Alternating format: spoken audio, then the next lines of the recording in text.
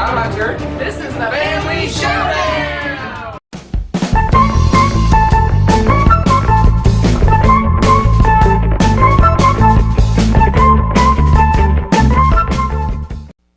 Hello folks, today we're going to go over our top 10 games that take less than 30 minutes to play.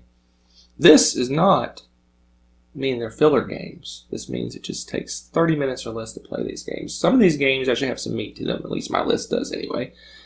So I guess we'll just get started and I'll start us off with my number 10. Alright.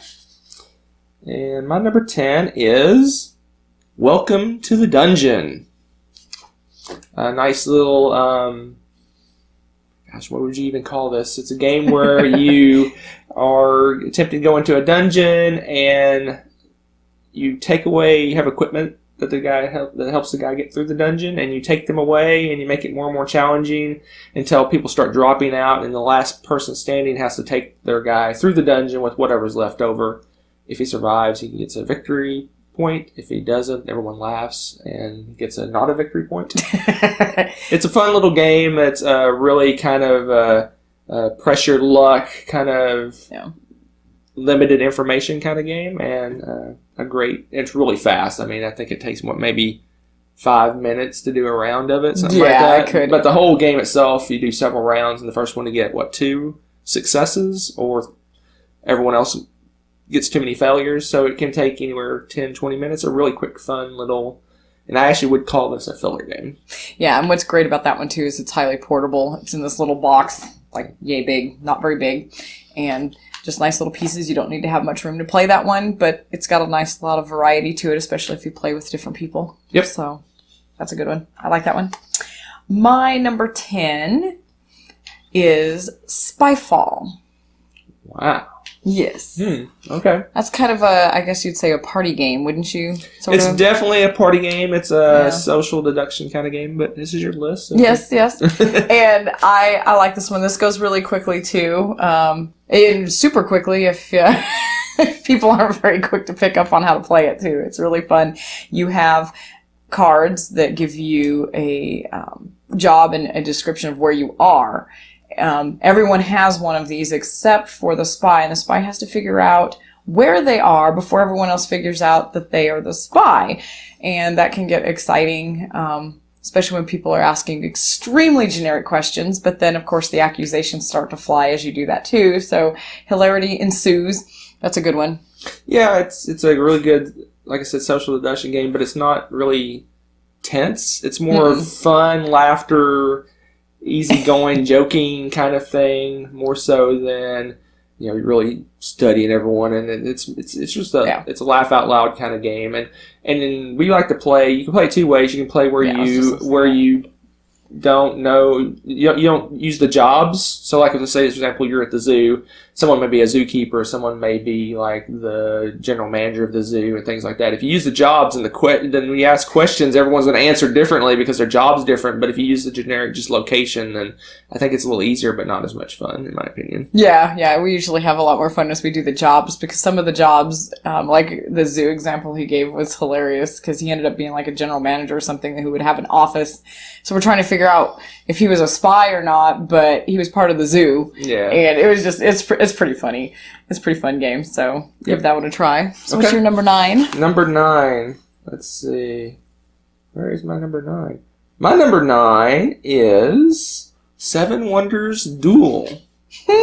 So one of our newer games, it's basically Seven Wonders in the 2-player version, and it's designed for 2 players. I personally don't like the Seven Wonders 2-player variant. You have a ghost player, and a lot of times when there's ghost players, I kind of check out because I don't think it's as interesting. The Seven Wonders Duel is designed for 2 players. It's meant for 2 players, and it's a great example of Seven Wonders. I mean, you still have the feel for Seven Wonders, but it's really designed, it's really back and forth with 2 players, and there's many different ways to victory. You can win a military or science, or just get the most points at the end. Pretty much the same as Seven Wonders. Yeah. But in a nice short package. Yeah. So I really enjoy it. It's a fairly new game for us, but so far I'm really liking it. Been a blast, yeah. My number 9 is Biblios. And that one goes pretty quickly for us too. We typically play it 2-player, but we have played it with more, and it plays about the same speed pretty quickly. Yeah, it's a really fast game. And really fun. It's a card game, and you are trying to get sets, and depending on how many points you get, you have like a little die that has a point value for each color set that you're trying to collect, and you try to obtain the most sets. And it's kind of fun because there's a lot of touch and go and trading and guessing what the other person's going to be going for, and a little tiny bit of sabotage because you can change the dice values and fight over who's getting more points for their sets and things like that. So pretty fun game. Yeah, what I like about it is it's almost the first half and the second half are almost two different games. The first half of the game, you're just drawing cards, and you either take it or give it to the other person, or you give it to an auction pile. And you go through the entire deck, and at the end, that auction pile, you auction it off. Yeah. And so it's almost two different games. The first half is just you draw a card and you decide, do I want to keep it or I give it to the other person? And the second half is actually bidding, and so it's really got two different games in one, which I really like. And it's also another one of those, you'll see a theme with me. It's highly portable. I really like that because it's cute. It looks like a little book.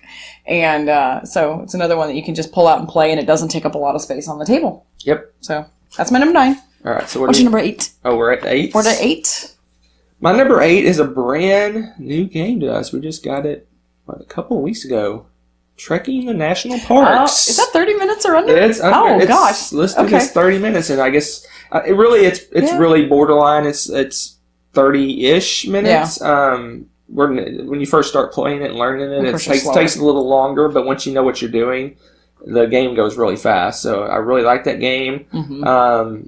We love the national parks. It's got a national park theme to it, where you're traveling all over the map, visiting different national parks and collecting little gems, and it's good for all ages. I think almost any kid that can know colors almost can play this game. There's a little bit of strategy, but even our 4-year-old, she likes to help pick up the tokens and stuff. So there's pretty much involvement in all ends in this house. So brand new game. That is fun. It's only sold by the designer, so you have to actually go to their website to buy it. But a great game, Trekking the National Totally Parks. worth doing, yeah.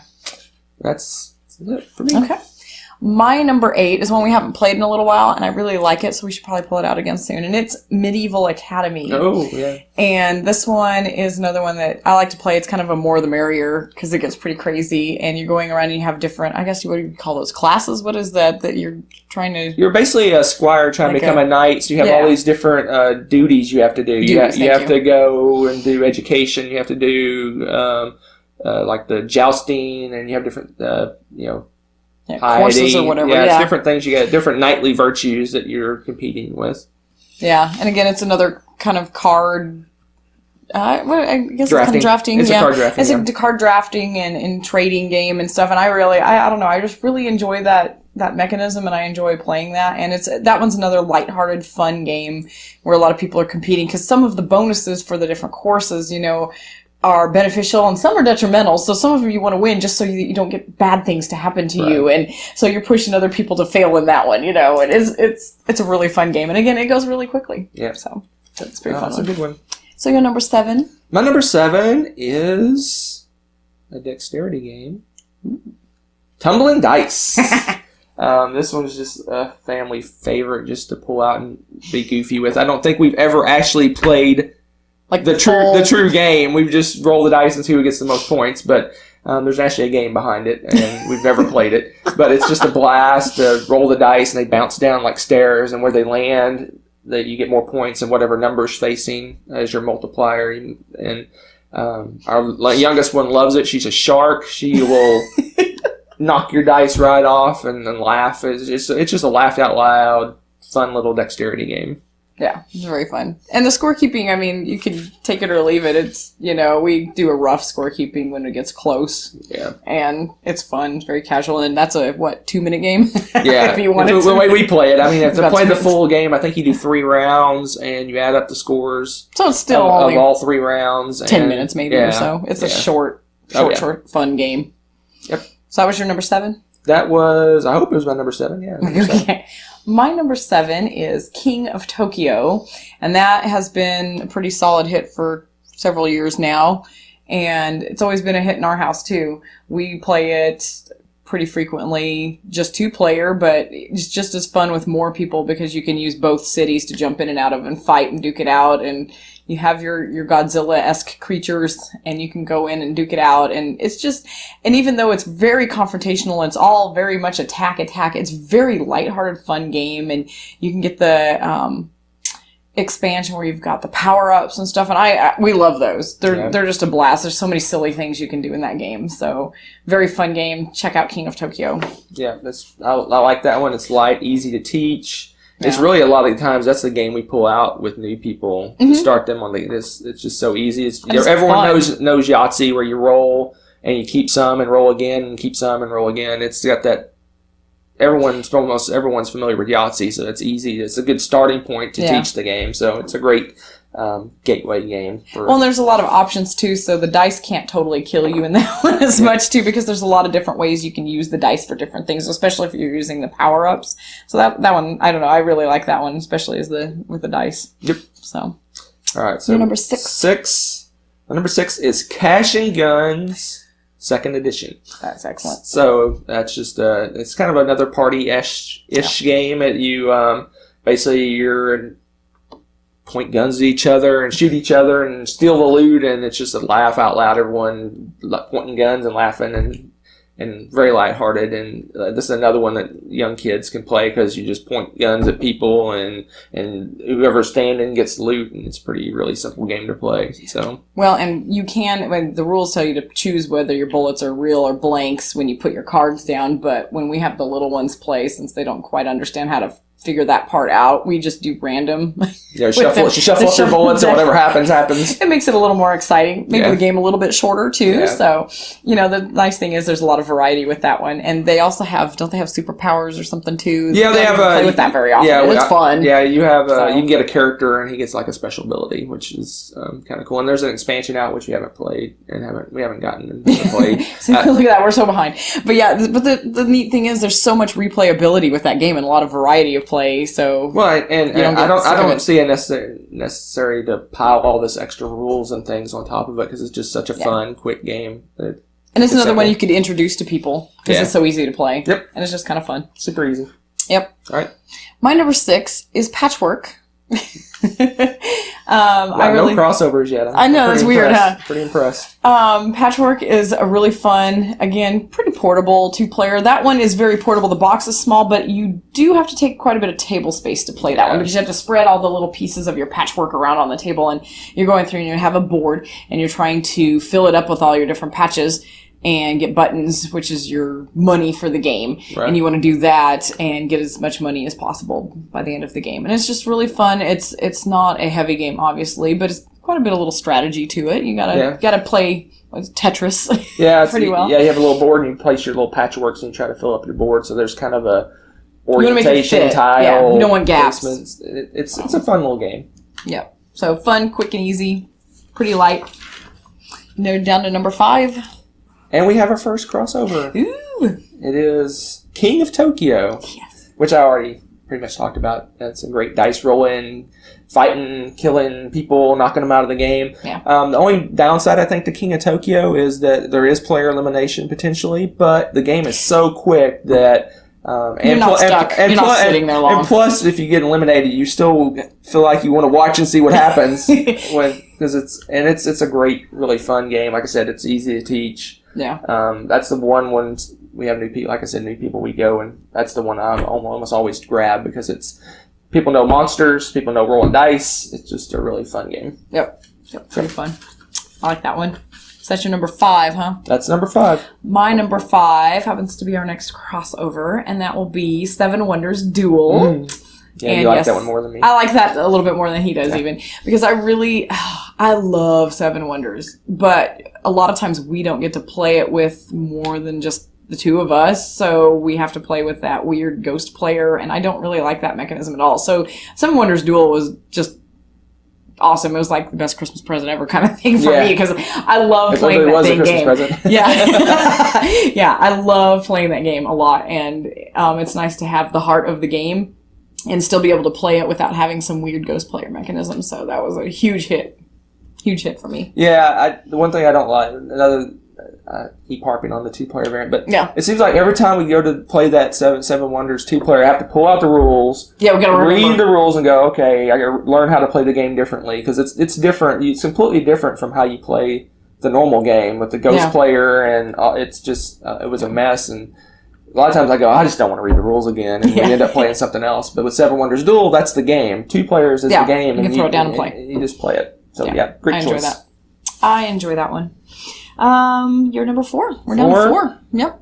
4 is a game that was introduced to one of my good friends who unfortunately passed away. But Coup is an amazing game that someone showed me, and it's just a hit. With that one hits the table all the time. It's just it's a great social deduction game, but it's really fast and boom, boom, boom, and players take turns really quick, and it's just a fun. You have some rolls that are face down, and no one knows what your roles are, and you can pretend to be any role you want.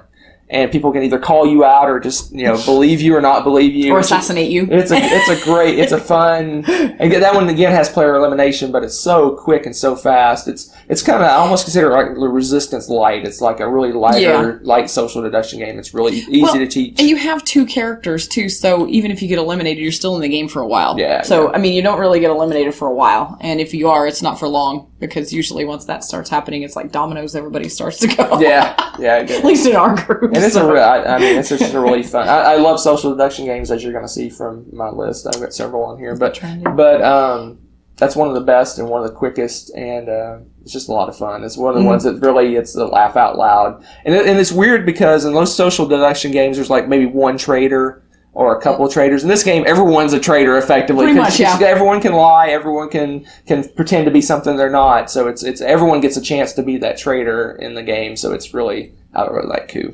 Yeah, and the commentary from that game usually carries over to other games because if you've played that game, you'll understand. Usually someone's like, I'm the Duke. And then the conversation continues because everybody loves the benefits from the Duke role and stuff like that. So it's pretty fun. I love that game. Yep, good one. So my number 4, right? 4. Is Splendor. And this is another game that is kind of fun to just throw down and play. A little bit more setup to this one than some of the other ones I've talked about because you have to set up your coins and stuff, and it's cards. You have to lay out rows of cards.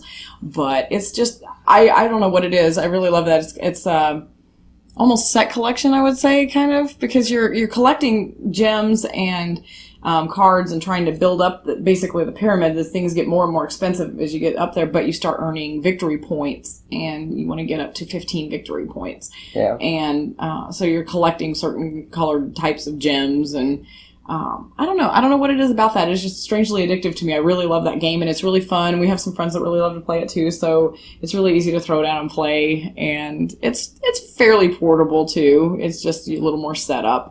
Yeah, So, I think the appeal of that game is it's so laid back. Yeah, it's just you can like talk and carry on conversations. Yeah, it's you really can really- casual. It's really Mhm. kind of a light. I don't know. Just there is interaction obviously because people can buy cards that you want and kind of block you from getting cards. But it just seems like it's a really casual, easy game. Not a lot of tension. But yet there's a lot of strategy to it. Yeah. But it doesn't melt your brain. You don't have to stop and stare at it and stop talking. Well, sometimes you don't. There are times, but yeah, no, I I like that. like That's a that good one. So What are we up to? we're at 3 already. 3. Flies.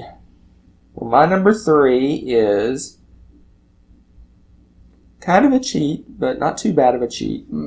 It's Dice Masters. Oh yeah, I cheat. It's not a cheat. The game itself, when you play it, is very short, but the setup to that game is a lot of work. It can be a lot of work. So, but when you actually get down to the game, it's definitely under 30 minutes. And I like all versions of Dice Masters. My favorite's D&D Dice Masters is my favorite of the. Yeah, just the way the rules and everything work in that one just really work a lot better. Yeah. Although I really love the X-Men characters. Yeah. Don't get me wrong, but I really, the D&D one just plays nice to us. It has, and if you've ever played D&D, it has a lot of nostalgia. It's got magic missiles and gelatinous cubes and all. You can fire them into the and darkness. you can level up your characters to make them more powerful. Yes. And it's just got more meat to it than the Dice Masters. The other Dice Masters are fun, but it's just more straightforward. Killing the other person. I think there's more meat to it with D&D, with leveling the characters and things like that. So, but I really love it. It's a quick game. Like I said, the setup is the thing, because if you do drafting, you have to play out all the cards and draft the cards and things like that. So the setup can take a little bit of time, but the game itself is, probably 10, 15 minutes maybe to play a game, maybe 20. Yeah. It's not that long, but the setup can take some time. So it's a little bit of a cheat. To include that one, because we're doing playtime, 30 minutes or less, but not setup time. Doesn't include setup time. So that's it. That's my number 3, right? Yep. My number 3 is one of your favorite games, or it used to be one of your favorite games. I think it still is, and it's just fun to play with anybody and everybody, and that is Pit. I didn't even include that one. That's funny. Oh man, it's a very quick game. I didn't even think about that one. Yes, and the more the merrier in that game, the more the crazier in that game. And every time we've played it with anybody, Nessa's almost old enough to play it. She could almost figure that out. She just can't handle the cards well enough to play that game. It is a speed card trading madness, shouting, bell ringing. It is crazy. It gets crazy. When we first played it, we were so rowdy that we actually scared our toddler. So it was pretty fun, and everybody, it's always a really awesome time. And of course, anybody that knows how to count can play this game, because it's just you have to get, 7 cards together? It depends on the number. Yeah. You have to get all the cards. You have to get the whole collection in your hand, and then you can ring the bell. And of course, you're trading with people at the speed of as fast as you can. Yeah. And everybody's leaning over the table and shouting at each other and trying to get everybody else's attention, and it's pretty awesome. Yeah, we probably should do a review of that one. A playthrough? A playthrough or something, because that one's hilarious. And what's funny is it's not even on my list. I don't know why it didn't pop up when I searched for it. It's not on my list at all. But that would definitely hit the top of my list. So. Yes. So 1A later. No. Revised list. It's just so much fun. I think it's the people you play with, though. If you play with the wrong people, I don't think it's going to be that great of a game. But when we play, at some point, someone's just sitting there screaming nothing. Because you start off real quiet. It's like, oh, I need this, and by the end, it's like, screaming and yelling and throwing and flipping the table, and it's, almost. Yeah, it's I'm really disappointed that's not on my list. But anyway, it's probably my favorite and rowdiest game we have. Yeah, I think it's the rowdiest. Yeah, it's just and what gets me is how simple the game is. Yeah. And it's old. The game's been around over 100 years now. Is it really 100 years? Over 100 years. I think it was 1913 or something crazy. I thought it was 1930, but either way, it's close to 100 years. Yeah. So somewhere around in there. Yeah, it's an old game. But obviously a timeless classic. So, well, top that, mister. What's your number 2? My number 2 is a crossover. Ooh. And that means it's good. That game is Spyfall. You really like that game. Yeah, that game is awesome. It's pretty funny. Probably, at this point, it's probably my favorite party game. Yeah, I can see that. Totally. It's just, I don't know what it is about that game, but it's just... It's also who you play with. Yeah, I think the reason I enjoy it so much is, like we said earlier, is that we use the jobs, and we actually role play the job. So if like, for example, I was, let's say I'm at the carnival and I'm a clown. Oh my gosh. I'm going to act like a clown when I'm answering my questions, and I'm going to answer them as a clown would. So it's just hilarious. If you got people that get into it and role play the roles and ham it up, it is a blast to play. Yeah. But at the same time, I've heard a lot of people say this game falls flat. And I think the reason is they don't get into it. You have to get into the game. You have to experience the game. You have to, really get into it. If you immerse yourself in the game, it's a blast. But I could see that. If you're sitting through and not doing the roles, maybe, and if you're just asking generic questions, and the same ones for each round. If you ask the same generic questions after a while, but we immediately jumped in using the roles, and that's probably our favorite way. Yeah, and I don't know, have we even played it without the roles? I'm not I think we did the first time we were learning the rules, so, and it was like, oh, this is cool, but let's try these rolls. Yeah, it's funny. Automatically. And like I said, it can trick the game up, because if you have a roll that's kind of outside the norm, like for example, if you're at the carnival and you're like a photographer, yeah, a photographer. When they ask questions, you're going to like. You're not really you're not going to seem like stuff. Yeah, you're not really involved in the actual location. So yeah. So that's my number. What was that? Number 2. That was number 2. Spyfall. All right. And my number 2 is Jaipur. And you're probably like, what? But I don't know. I just love this game. It's really portable, and you can throw it down. It's 2-player, and I don't know. I just really like it's a nice casual 2-player game. You get to, you've got, again, it's another set collection kind of thing. And you've got little chips that you're using and trading for things. And I guess it's relaxing for me to play that one. And it's one of those that you could take, and it has a little bit of setup, so it takes a little bit of table space. But it's so easy to take to a coffee shop even, or somewhere, and play. And I just really like that. And it doesn't take much to teach somebody how to play that one either. Yeah, it's a great 2-player set collection. It's just, I don't know, it's just a really, I enjoy that game a lot. I mean, she obviously loves it a lot more than I do, but it's a great, if you're looking for a solid 2-player game that's strictly 2-player, that's one that you really should look at. It's easy, like I said, it's easy to learn, it's quick, it's intuitive, and there's a lot of strategy involved of it's basically a simple set collection, but when do you turn your sets in it's kind of a... Yeah, because it takes your turn, that's your action for the turn. Yeah, so it's kind of almost a press your luck, do I want to do now and jump in? Because the earlier you get in on the sets, the more valuable the coins are, so if you...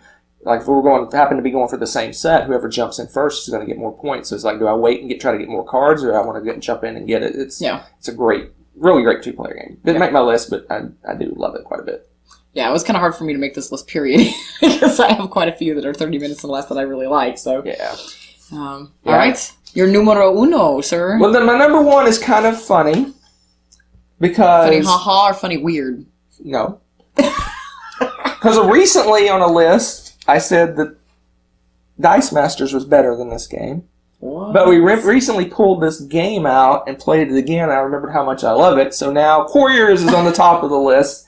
But those two, you could... interchange, yeah. Depending on the day of the week, I'm going to like one or the other better. So my number 1's Quarriors. It's really... A lot of people think that Dice Masters is an improvement on Quarriors. I almost think that Quarriors is a better game. And so that... It seems like it's more easier to learn. The rules aren't kind of clunky, and it's just easier to play. It's just Dice Masters is like it's really structured. It's like you do this, then you do this, and then you do this, and you do this. Yeah. Quarriors is like you just buy dice, roll them, and attack people. It's really straightforward, quick. It's like Dice Masters. It does take a little bit of setup, but the difference is. You don't have your own cards. You have a pool of cards. It's not. I have to pick my cards, and the other person picks their cards. And Quarriors also plays 3 players and 4 players without having the tricked up team rules. So that's true. I forgot about that. It's better for more players. It just seems to have more going for it, and. Yeah, we do. I was actually surprised I hadn't seen that on your list yet. Now I know why, but yeah, it does. And like I said, we recently played it again, and it just kind of like, oh, I really like this game. So those two you can flip flop, and I kind of stuck Spyfall in between to kind of separate them a little bit. So that's my number 1, Quarriors, the original Dice Masters. Ooh. My number 1 will come as no surprise to you, I'm sure, and that is Star Realms. Yeah, I know. If you've seen a theme of mine, you'll see probably cards, portable, space theme. Yeah. And this is everything in one neat and tidy little package. I love Star Realms. I could play it a billion times and not get sick of it. And it's a card game, again, and you're buying different ships and just attacking the other player. And it's another game that, again, there's strategy and you're collecting, you're basically kind of building your deck and your armada as you're going, but you can sit and chat while you're playing this game. It's not a brain buster. It's a nice relaxer.